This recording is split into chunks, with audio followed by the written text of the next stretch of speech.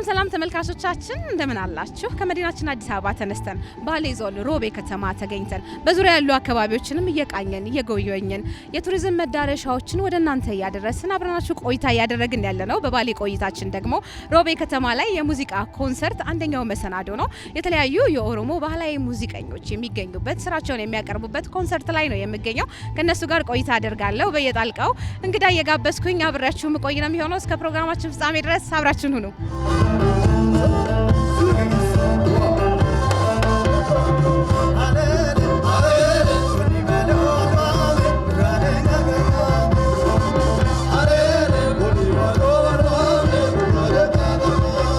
ቀጥለናል ተመልካቾቻችን።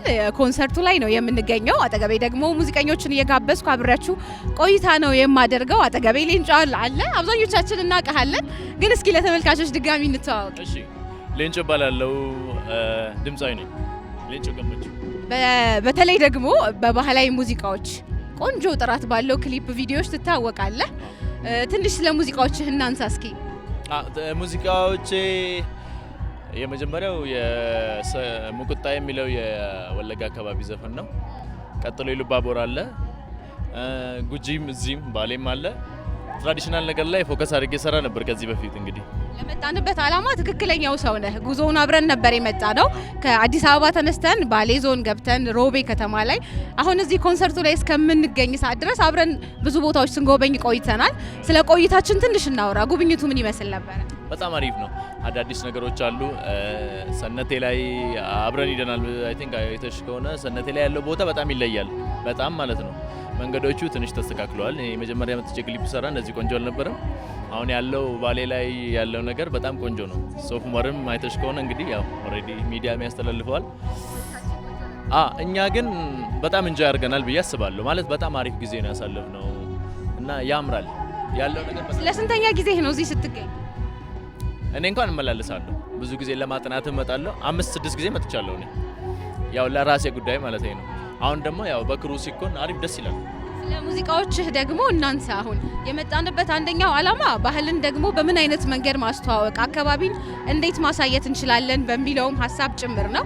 ያንተ ቪዲዮ ክሊፖች ደግሞ በደንብ አድርገው ገጠሪቷን ክፍል ባህላዊውን አለባበስ በደንብ አድርገው ይገልጻሉና ከዛ አንጻር ባህል ላይ እንዴት እየሰራህ ነው?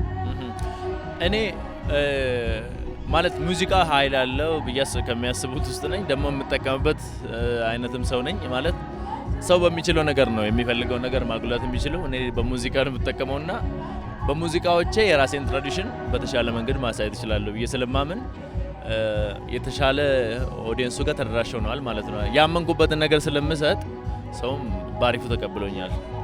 ለዛ ብዬ አምናለሁና ትራዲሽኑ ላይም ፎከስ ያደረኩት ሰው የሚያውቀውን ነገር በሚያምር መንገድ ሲሰጪው የበለጠ ስለሚቀበል ያኛውን ነገር እኔ በዛ መንገድ ነው እንግዲህ ማምነው። ባሌ ስንመጣ የባህሌን ባህላዊ ልብስ ለብሰን ስንገኝ ይበልጥ ያቀርበናል። የቱሪዝም መዳረሻ ስፍራዎቻችን እነዚህን ስራዎች ለመስራት ምን ያህል ብቁ ሆነው አግኝታቸዋል፣ ምን ያህል ምቹ ነው የሚለውን ደግሞ ትንሽና ሁሉም አካባቢ ላይ ይሄ ነገር ቢሰፋ አሪፍ ነው። ስፔሻሊ ግን አሁን ግን ባሌ ላይ ያለው ነገር ከቱሪዝም አንጻር የቱሪዝም ሰዎችም ደግሞ በጣም የበለጠ ፎከስ አድርገው እየሰሩ ያለ ይመስለኛል። እኔ በፊት ክሊፖችን ስሰራ ዚስ ማች እንደዚህ ስትሮንግ አልነበረም። አሁን ላይ ግን መሳሪያ ይዞ የሚንቀሳቀሱት መሳሪያ ራሱ ታንክ አይደል እንዴ? አንቺ በጣም ደስ ያምራል።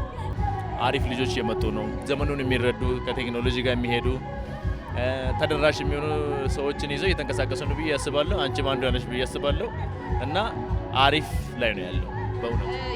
የበፊት የድሮ አርቲስቶቻችን ምናልባት ሙዚቃቸው አለ፣ ግን ደግሞ በተሻለ ክሊፕ ጥራት ማግኘት እንፈልጋለን። አዳዲስ የሚመጡ ደግሞ የባህላዊ ሙዚቀኞች አሉ። ለነሱ ባህልን እንዴት እንዲያስተዋውቁ በዚሁ አጋጣሚ ጥሪ ታቀርባለህ? ደግሞም ስራቸውን እንዲያደርሱን ሀሳብ ከማስተላለፍ አንጻር ሰው አሁን ለምሳሌ አቅም ነው የሚያንሳቸው። ማለት የአርት ስራ በጣም ብዙ ብር ይፈልጋል። አሁን ያለው ነገር ደግሞ ሰው የተሻለ ከሰራ የተሻለ የሚያገኝበት ይመስለኛል። አርቱም አሪፍ ገቢ ሊያስገኝ ይችላል ከተሰራበት። አዳዲስ ሙዚቀኞች እንስራ ነው የምሬ ነው የምልሽ። እንስራ፣ የተሻለ ነገር እናምጣ፣ አይዲያችንን በፈለገ መንገድ እናስቀምጥ። ከዛ we can make more and more በቃ የተሻለ ነገር እንሰራለን። ባሌን ያለ ነው። ስለ ባሌ ትንሽ ነገር የምታንጎራጉርልኝ ነው? ሶፍ ዑመር በርበሬ ደሎ ናኔ ኦሶመ ደሙ ሱቢ አዛኒ በ በገንሲ ጃሌ ሲቱ ገንጃለተኒ Beenu nageessi barraa kan daawwatanii gamaa gamnaan gamanaa hayyuu lallabee labbaa labeen dhufe yaada kee dadhabee yaalee qaxalan. Waabeen kan na ceesisu waan karaa walaa buna nambisu. ሳንቲ አስችው እባላለሁኝ ዘፋኝ ነኝ። ቀደም ሲል ስቴጅ ላይ እያየንሽ ነበረ፣ ሞቅ ሞቅ እያረግሽው ነበረ። ሮቤ ተገኝተናል። የሙዚቃ ኮንሰርት ላይ ነው ደግሞ የምንገኘው። ከተለያዩ አርቲስቶች ጋር ነው እዚህ ጋር ፐርፎርም እያደረጋችሁ ያላችሁት። ምን ይመስላል መድረኩ? መጀመሪያ መድረኩ ያው አሪፍ ነው፣ ከጠበቅኩት በላይ ሆኗል። ያው እኔ ደግሞ ትንሽ ለየት ያደረገብኝ ነገር ያው እዚህ ሀገር ተወልጄ ስላደኩ ምናልባት ማህበረሰቡ በጣም ተላብሶኛል። ረጅም ዓመት እዚህ ኖር ያለውኝ ያው በስራ አጋጣሚ አሁን ወደ አዲስ አበባ ስለገባው ነው እንጂ እዚህ ተወልጄ ነው ያደኩት። ህዝቡን ያው እንደጠበኩት ነው ያገኘሁት። እንግዶቹንም በስነ ስርዓት ነው የተቀበሏቸው፣ አርቲስቶቹንም እንደዛው ባሪፍ ሁኔታ እየሄደ ነው። ያው በቆንጆ ሁኔታ ይቀጥላል ብዬ አስባለሁ። ከአሁን በኋላ እዚሁ ከባህሉ ጋር ከህዝቡ ጋር እንደኖረ እንዳደገ ሰው ባህላዊ ሙዚቃ ላይ ምን ያህል እየሰራሽ ነው የሚለውን እስቲ ትንሽ ንገሪኝ። ያው እኔ ከልጅነቴ አንስቼ ነው አርትን የምወደው። 9ኛ ክፍል እንደጨረስኩ ነው ወደ አርት የተቀላቀልኩት። ቢያንስ የተወሰኑ አመታቶችን አስቆጥሬ ያለውኝ። ያው እኔ በሚናይ እዚህ በነበርኩበት ሰዓት የቻልኩትን ያክል የባሌን ባህል ለማስተዋወቅ በጣም ሞክር ያለው። ባንድ ውስጥ ሰርቻለሁ፣ በውዝዋዜ ዘርፍም ቢሆን በድምጽ ሰርቻለሁኝ። አሁን ደግሞ ከዚህ የተሻለ ባለውበት ቦታ ላይ ለማስተዋወቅ እየጣርኩኝ ነው። ያቅም ምን ያክል እየሞከርኩኝ ነው። ከዚህ በፊት አንድ የነጠላ ዜማ ነበረኝ ሚራረኮ የሚል ርዕሱ ያው የሸዋ ሙዚቃ ነው። በአንድ አመት ውስጥ 2 አዋርድ በልቷል ሙዚቃዬ። ህዝብ ጋም አሪፍ ተቀባይነት አግኝቶልኛል። ከዚህ ቀጥሎም ደግሞ የባሌን የራሴን ባህልም ቢሆን የሌላ ባህልንም ቅይጥ እያረኩኝ ለመስራት በጣም እየጣርኩ ነው። ግን በነበርኩበት ሰዓት በጣም የባሌን ባህል ለማስተዋወቅ ሞክሬ ያለውኝ። ከላይ ለሚመጡት እንግዶችም ሆነ ለቱሪስቶች በጣም ማስተዋወቅ ያለው ብዬ አስባለሁኝ። ከዚህ በኋላም ያው አስተዋውቃለሁኝ። እኔም ለተመልካቾችም አዋርድ ከበላው ሙዚቃሽ ትንሽ እንድናስታውስ ያህል ማላስቸግርሽ ከሆነ ሚራረኮ ያ ሚራሬ ኮንጀቱ ዮስዋሚ እንጂኒራ ማልቶዳታ ገራን ከንኬ ማፍጀባታ ጎዳ ገመሲ ጅርታ ያ ሚራሬ ዱፍቴ አቦቴ ሽቶ ሞርመኬ ጀላ ያ ሚራሬ ሚያከም ጎቴ ሚታ ጎላለ ጀዶ ያ ሚራሬ ወሪ ገላኒ ሱማና ሙጋፈቤ ያ ሚራሬ ኪያ መቃኒ ያለ ይቀጥላል። አመሰግናለሁ። ሙዚቃ በርካታ ነገሮችን ይገልጻል።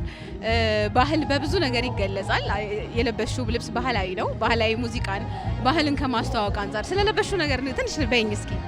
ያው እኔ የለበስኩት ልብስ ያው ትክክለኛ የባህሉ ይሄ አይደለም። ይሄ ዘመነ የባህል ልብስ ባህላዊና ዘመናዊ ተቀይጦ አሁን ላይ ብዙዎች ዘምነዋል። እኔ ለምሳሌ የለበስኩት የዘመነ ልብስ ነው የለበስኩት። ጨሌውም የዘመነ ነው እንጂ ዋናው ባህላዊው የእናቶችና የወጣቶች ተብሎ ለየብቻ ልዩነት አለው። የወጣቶች ከላይ ሹራብ አለው፣ ከስር ጉርድ አለው። ከላይ ያለው ቆሎ ይባላል፣ ከታች ያለው አብጃዲ ይባላል። የወገን መቀነት አለው። እዚህ ላይ የግንባር ጨሌ ያለው፣ የአንገት ጨሌ ያለው፣ ካፉራ የሚባል ቢጫ ጨሌ ያለ በብዛት ብዙ ባህል ቦታዎች የሚጠቀሙት እሱን ጨሌ የወጣት እሱ ነው የሚገልጸው። ላይ ሙዚቃዎች በተለይም ደግሞ ባህል ላይ የሚያጠነጥኑ ሙዚቃዎች ባህልን በማስተዋወቅ ረገድ በጣም ከፍተኛ ሚና ይጫወታሉ። ሙዚቀኞቹም ይሄ የቤት ስራ አለባቸው።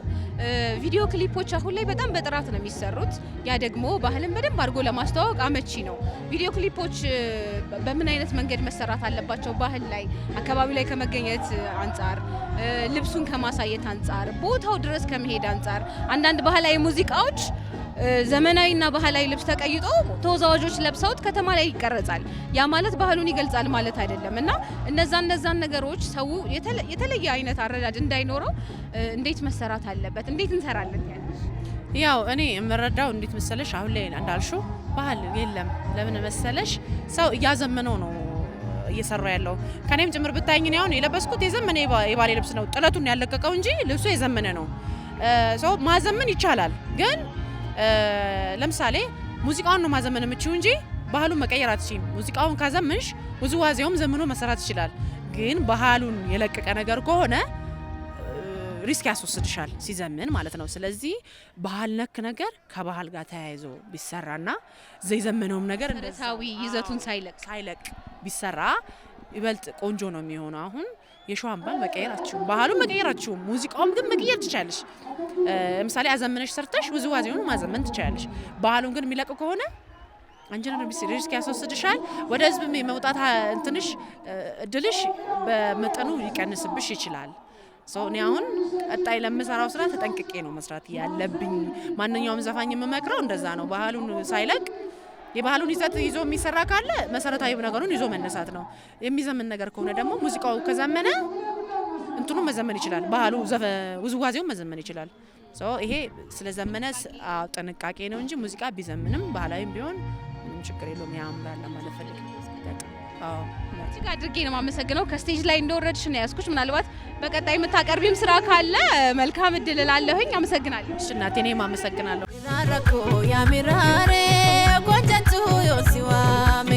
አርቲስት ደጀኔ ጃለታ ይባላል። ቀደም ሲል መድረክ ላይ እያየን ነበረ፣ ቀረርቶ እያቀረብክ በጣም ቆንጆ ነበረ።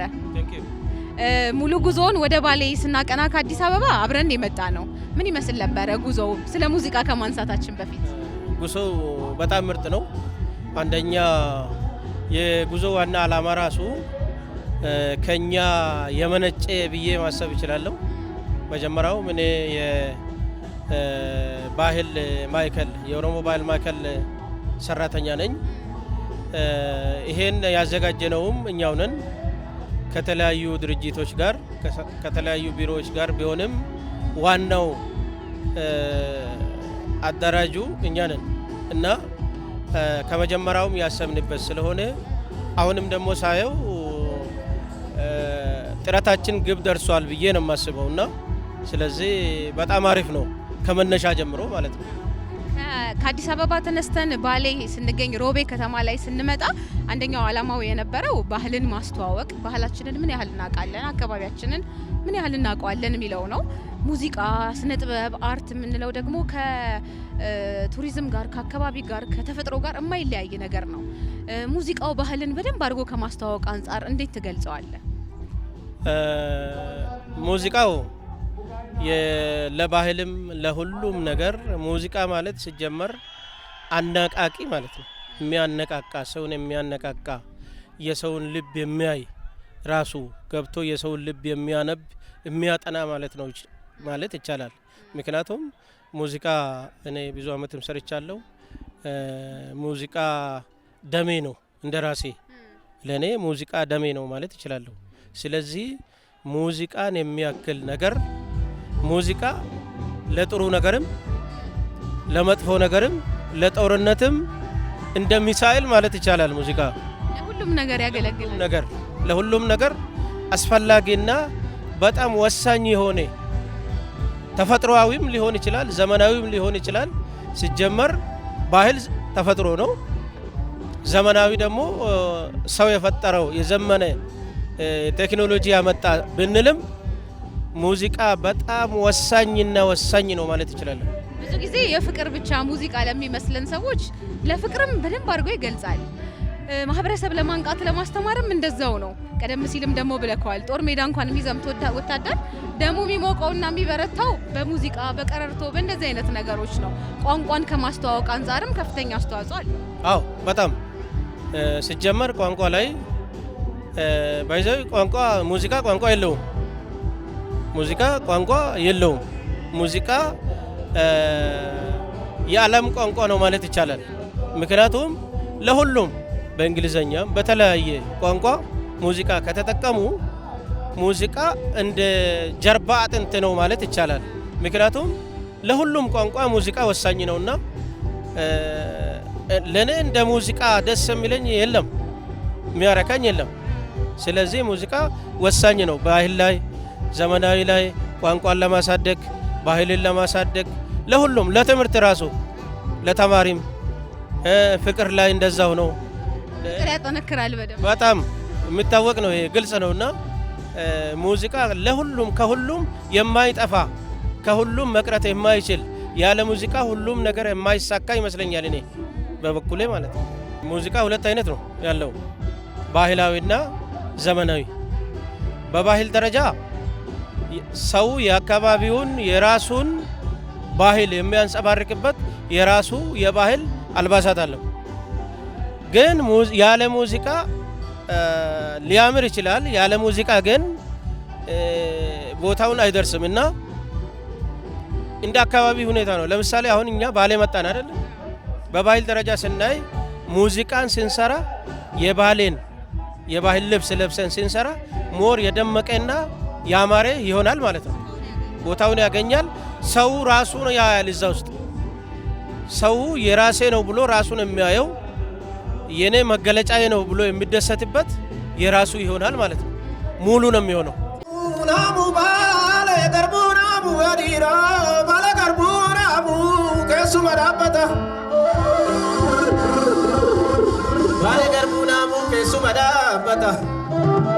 Baale ko komoko yawmata baale akkam nagaa jirtu janna salaamata. የሙዚቃ ኮንሰርቱ ላይ ነው የምንገኘው። አጠገቤ ደግሞ ጸጋዬ ደንደና ወይም ሰዮ በመባል ይታወቃል። ኦሮምኛ የባህል ሙዚቃዎችን ስናነሳ ልንዘል ማንችለው የመጀመሪያ ልንጠቅስ ከምንችላቸው ሰዎች መካከል ነው። እጅግ አድርጌ አመሰግናለሁ ፈቃደኛ ስለሆነ። ስሜ ጸጋዬ ደንደና እባላለሁኝ። የአሽርሽሬ የሚባል ዘፈን ባለቤት ነኝ። ቅድም መድረክ ላይም ስትለው ነበር። ለተመልካቾች እስቲ ትንሽ በል። የ36 ዓመት ዘፈን ነው። መቼም አያረጅም። እኔም አላረጅም፣ እሱም አያረጅም። በ14 ዓመቴ ነው ይህን ዘፈን የዘፈንኩት። በጣም ከሚገርማቸው የአሽርሽሬ 15 የኢትዮጵያ ዘፋኞች ናቸው የዘፈኑት። ለመጥራት አማልማላባት ጎሳዬ እያለ ምናምን ኢዮብ በርካቶች ዘፍነውታል። ቆንጆ አድርገው በርካቶች ዘፍነውታል። ግን በባለቤቱ ያምራል። ትንሽ አንጎራጉሩልን። ያስሪ ስሪ ቦለራ ያስሪ ስሪ ቦለራ ያስሪ ስሪ ቦለራ ማናማ እርተኮደራ ያስሪ ስሪ ቦለራ ያስሪ ስሪ ቦለራ ያስሪ ስሪ ቦለራ ኢትዮጵያ ኮቶገራ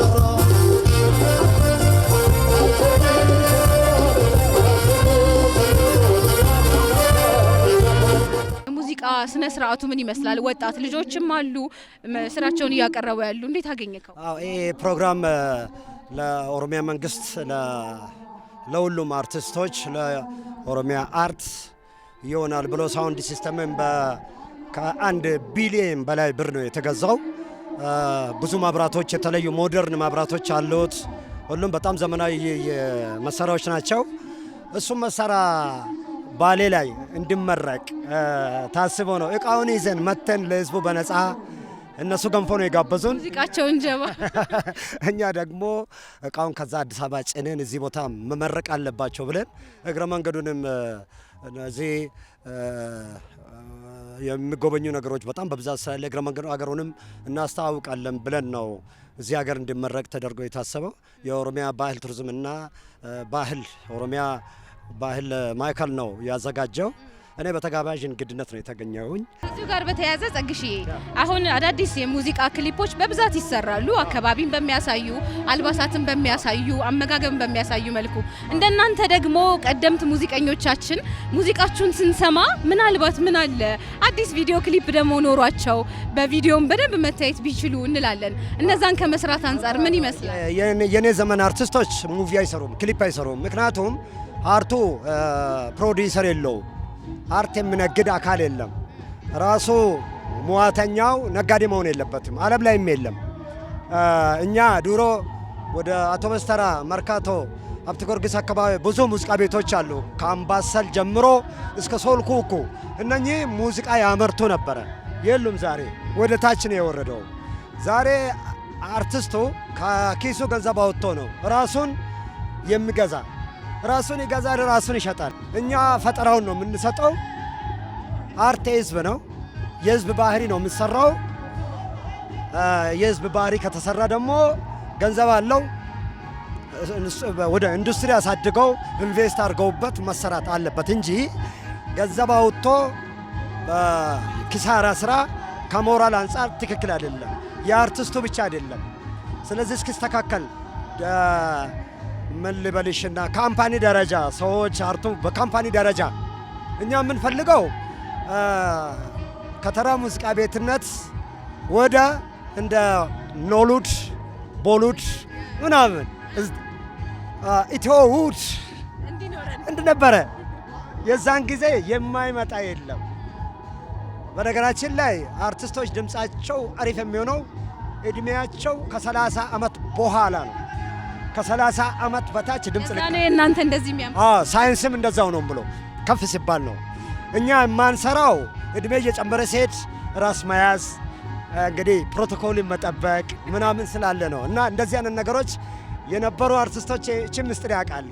እኛ ዘፈን እኔ መጀመሪያ ዘፈን ሱቱሜን ስዘፍን 14 ዓመት ሆኜ ስዘፍን 3000 ነው የሸጥኩኝ 81 ዓመተ ምህረት ማለት ነው።